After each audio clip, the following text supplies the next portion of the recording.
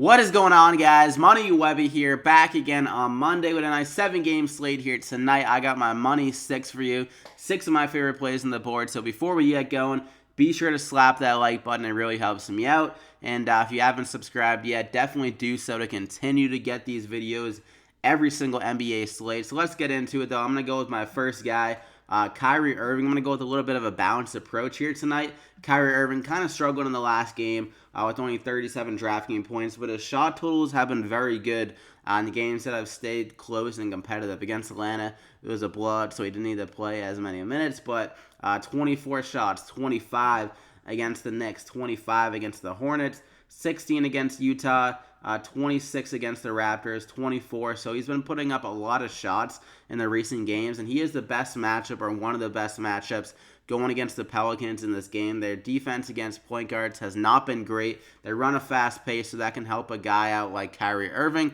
who normally plays pretty well in these faster kind of paced games. And his assist totals have been very solid in some of these games as well. Double digits against the Knicks, and against the Hornets, and against the Raptors. So he definitely has the ability to double-double in this game. I think he can score over 20 points and get over 45 DraftKings points in this game that should be higher scoring for the Celtics, returning some value on their salary. So I'm going to go ahead and lock him in there as my first guy. And I'm going to go with the Marcus Aldridge here at 8,100. He's coming off a disappointing game against Milwaukee, but that was on a back-to-back. Normally, he struggles a little bit on back-to-backs, but in the 2 games prior to that, he was really going off against Indiana. He dropped 59 and 42 against Memphis. So in this game against the Bulls, their defense against like center types has been very bad. We saw Karl-Anthony Towns absolutely torch them the other night. He went for like almost a 40 and 20 or something like that. So I think Aldridge can get in one of those big games where he scores over 30 points, gets over 10 rebounds, and returns some really good value, 8,100. So I'm going to go ahead and lock him in there as my second guy. And then Tristan Thompson, he's been quietly going off recently.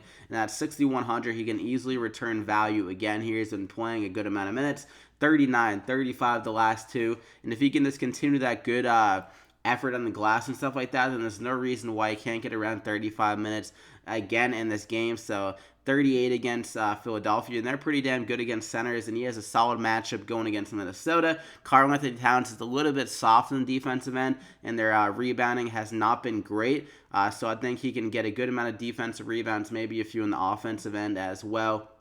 Be able to get another double-double to get around over 30 DraftKings points. So he seems like a safe bet for a double-double as of late, as long as he stays out of foul trouble. And if he can do that, he'll probably be able to return over 5 times value. So I'm going to go ahead and lock him in there. And I'm going to go with Otto Porter here at 5,700. He's been doing very well recently in the last few games. I think he's really benefiting from these small ball type approaches with Dwight Howard out. And he's been able to get 48, 34, and 39 DraftKings points. And against the Houston Rockets, their defense against guards can be pretty solid.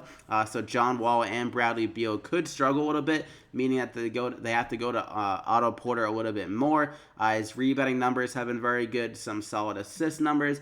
So he can be a little bit risky. He does have those really bad games, but I like his upside in this game where they have to keep up the Rockets. The Rockets can score a lot of points. And Otto Porter can be one of those guys that steps up at home. He's been shooting a lot better at home, 55% compared to only 44% on the road. So he feels more comfortable here. He's had those big games at home recently. So I'm going to go ahead and lock him in there as my fourth guy. Definitely some risk with him. But then we're going to go with Jabari Parker. I recommended this guy in my last 2 videos.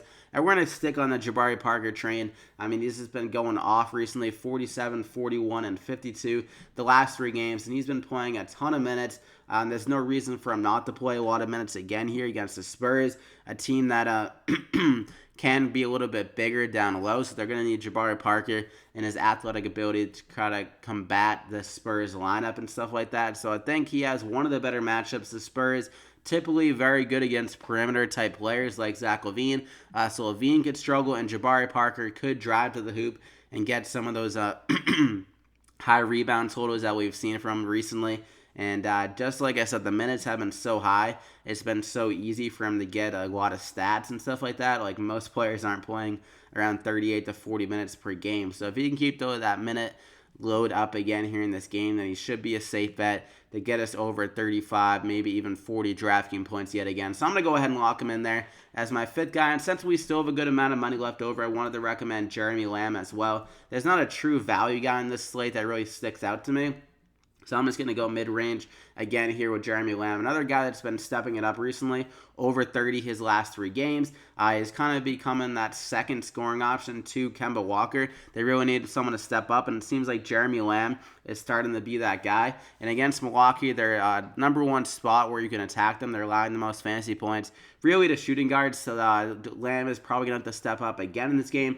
And if he can just get hot from the field, he'll be able to play a few extra minutes. And this game is projected to be the highest scoring game of the slate. The other guys seem a little bit overpriced to me, but I think Jeremy Lamb does have like the best price ability to like the return value on his price tag on this game. So I'm going to go ahead and lock him in there as my final guy of the Money 6. And I also wanted to mention, definitely keep an eye on if Anthony Davis plays or not. If he is out, then Julius Randle, terrific value again, even Mirotic again in that spot. And also, who else? Chris Paul, if he is out, then Eric Gordon at 4,800 will be also a nice value again. But you can follow me on Twitter at MoneyWebby for any updates on these plays.